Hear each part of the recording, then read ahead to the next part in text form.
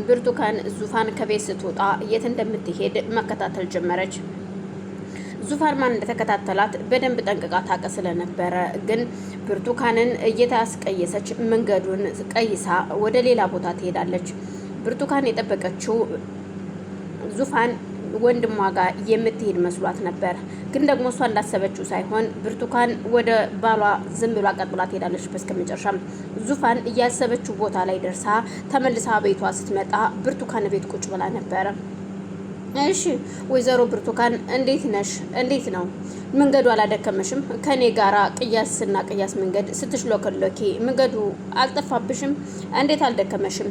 ቆይ አንቺ ግን ለምንድን ነው እንደዚህ የምትከታተኝ? ምን አስበሽ ነው? ምን እያፈለግሽ ነው? ከኔ የምትፈልጊው ምንድን ነው? በፍጹም እንዳልተከታተልኩሽ ነው የምነግርሽ። ለምንድን ነው አንቺን መከታተልሽ? ብትላትም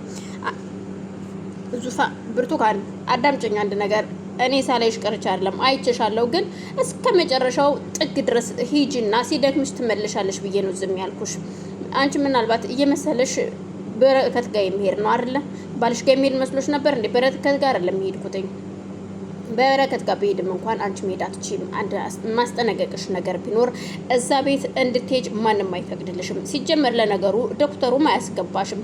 ምክንያቱም አንቺ ክፉ ሴት ስለሆንሽ ወንድሜን አታስፈልጊውም። ወንድሜም ሊያይሽ አይፈልግም።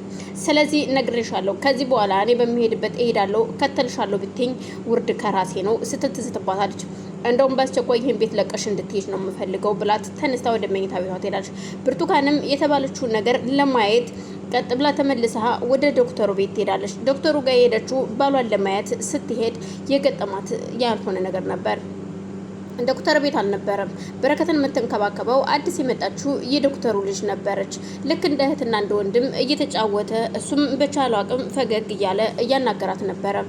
እናም በድንገት በርስታ እንኳኳ የዶክተሩ ልጅ ስትከፍትላት ምንድነሽ አንቺ ደግሞ ማነሽ በማለት ስትጠይቃት አንቺ ራስሽ ማነሽ? እኔማ ባሌ ላይ ነው የመጣሁት፣ ከባሌ ጋር ጊዜ ለማሳለፍ ነዋ የመጣሁት በማለት ስትመልስላት እኮ ባልሽ ማን? አንቺ ስለ አንቺ የተወራው ያንቺ እርኩሷ ሴት አንቺ ነሽ እንዴ በማለት እቺ ልጅም ስትመልስላት እኮ እንዴት አንቺ ዞር በይ ማለት ገፍትራት ትገባለች።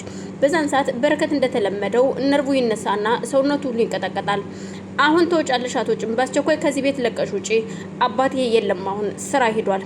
ስለዚህ ውጪ። አንቺ እዚህ ቤት መግባት እንደሌለብሽ በደንብ ጠንቅቄ አውቃለሁ። መውጣት አለብሽ። ሰው ልጁን ለዚህ ያደረሽው አንቺ ነሽ በማለት ስትናገራት አንቺ ልጅ ነግሬሻለሁ፣ እንደዚህ መናገር አትችይም። እኔ ባሌ ነው፣ ባሌ ጋር ጊዜ ላሳልፍ ነው የመጣሁት።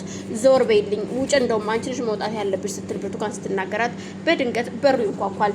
በአጋጣሚ በሩን ሲንኳኳ አሁንም የዶክተሩ ልጅ ዳ በሩን ትከፍታለች። የመጣው አባቷ ነበረ። አባዬ መጣክ እንዴ ስትለው ቆይ ምንድነው? ምን እያደረጋችሁ ነው? ምንድነው የሚያጨቃጭቃችሁ ሲላት እቺ ሴት ነቻ መታ እዚህ እኔን ታጨቃጭቃች ከቤት ውጭ ትለኛለች። ሲጀመር ወይዘሮ ብርቱካን እዚህ ቤት እንድትገቢ ማን ፈቀደልሽ? ማንም አልፈቀደልሽም። ሲቀጥል ደግሞ እሷ ልጄ ናት፣ አስቀምጫት ሄድኳት እኔ ነኝ። ስለዚህ በእኔ ቤት መተሽ ደግሞ እንደፈለግሽ መናገር አትችይም። እዚህ ቤት እንድትመጭ ደግሞ ማንም አልፈቀደልሽም። ስለዚህ አሁን ከዚህ ቤት ውጭና ሂጂ በማለት ገፍትሮ ከቤት ያስወጣታል። ቆይ እኔ የምለው ባሌን ማየት አልችልም ወይ? በፍጹም ባልሽ እስከሚድን ድረስ በእኔ ኃላፊነት ውስጥ ስለሆነ ማንም አያገባውም። አያገባሽም፣ ከእህቱ ውጭ ማንም መቶ ሊጠይቀው አይችልም በማለት ተቆጥቶ ከቤት ያስወጣታል። ልጄ ግን እንደዚህ አይል ቃል እኮ መናገር አልነበረብሽም ሲላት እንዴ አባቴ እኔ የተናገርኳትኝ እኮ እሷ ለተናገረች ነው መልስ የመለስኩላት እንጂ በፍጹም አልተናገርኳትም። እኔም ሴትዮዋ ሲጀመር የሆነች ቀልበቢስ ነች፣ ቀልብ ያላት አይመስልም፣ ስታስጠላ በማለት ልጅቷም ተሳድባ ብርቱካንም ወጣ ትሄዳለች። ብርቱካን እንደሄደች ወደ ቤት ሰራተኛዋን ከምኞት ጋራ ነበረ። ምኞት ነች ለዚህ ሁሉ የዳረገችኝ በማለት ምኞትን ስትፈልጋት ወደ ኪችን ስለነበረች ኪችን ትሄጃለች።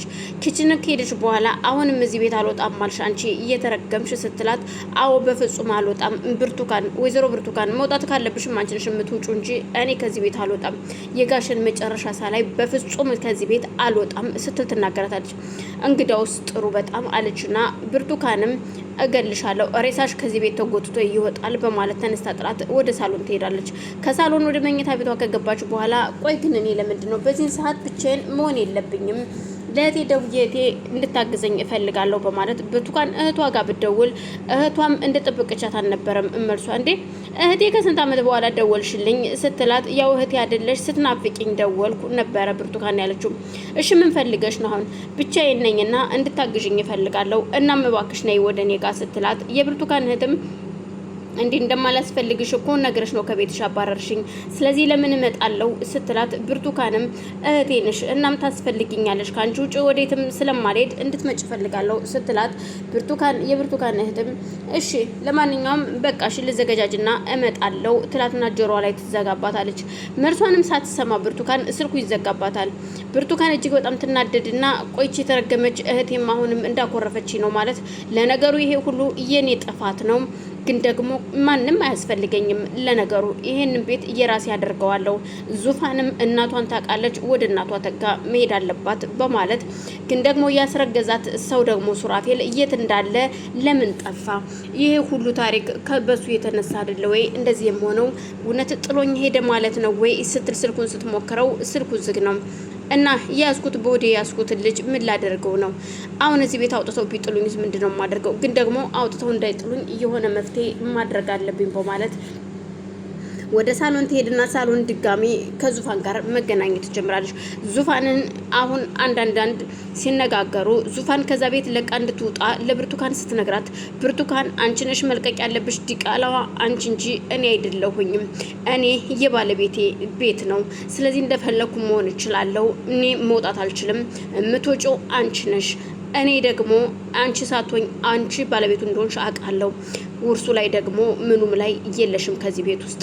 እዚህ ቤት ደግሞ እኔና ወንድሜ ነን ያለ ነው። ስለዚህ አንቺን የሚያገባሽ ነገር የለም።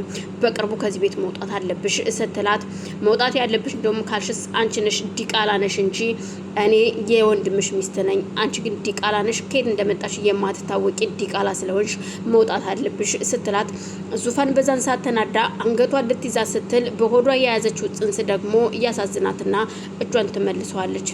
ግን ሳልገልሽ ከዚህ ቤት ለማንኛውም እንድትወጭ ብላ ዙፋንም አስጠንቀቃት ትሄዳለች። የዙፋን እናት ወደ ቤት መታ ለምኞት ቆይ የት ሄደው ነው ስትላት ዙፋን ያው ወንድሟን ልጠይቅ ሄዳለች። ብርቱካን ወዴት እንደሄደች አላቅም። ታት ደግሞ ወደ ጸበል ነው መሰለኝ ሄዳለች ስትላት የዙፋን ወላጅ እናት የሆነችዋ ለምኞት ታሪኳን ትነግራታለች። ቆይ ምንድነው የተፈጠረው? እርግጠኛ አይደለሁም። አሁን ላይ ድርታ አብራሪልኝ ትችያለሽ ወይ? ዙፋን የማናት ልጅ? ዙፋን የኔ ልጅ ናት። ልጄ በአንድ ጊዜ በልጅነቴ ትምህርት ቤት እየተማርኩ እያለ በህፃንነቴ ስለነበረ የሆነ ሰው ተዋውቄ ፍቅር ላይ ብን ያለ ፍቅር ስለነበር ከሱ ልጅቷን አረገዝኳት። እሱም በዛን ሰዓት እርጉዝ በነበርኩበት ሰዓት ምንም ችግር የለውም አለኝ። ግን ቤተሰቦች ደግሞ አግለውኝ ነበር። በሰዓቱ እሱም ደግሞ የሆነ ወንጀል አጥፍቶ ስለነበር ወንጀለኛ ስለነበረ በወንጀሉ እኔ እንድጠየቅለት ጠየቀኝ።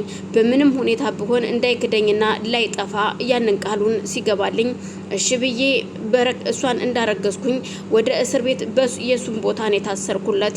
በዛን ሰዓት ነበረ ዙፋንን ከእስር ቤት እየወለድኳትኝ።